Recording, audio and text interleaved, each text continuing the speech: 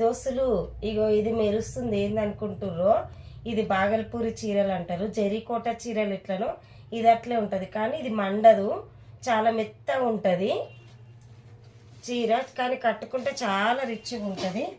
ఇగో border ఇట్లుంది. ఇది కొంగు, దీనికి బ్లౌజ్ కూడా ఇట్లనే ఇస్తారు. దీంట్లో రంగులు చూపిస్తాం మీకు, ఓకేనా దోస్తులు?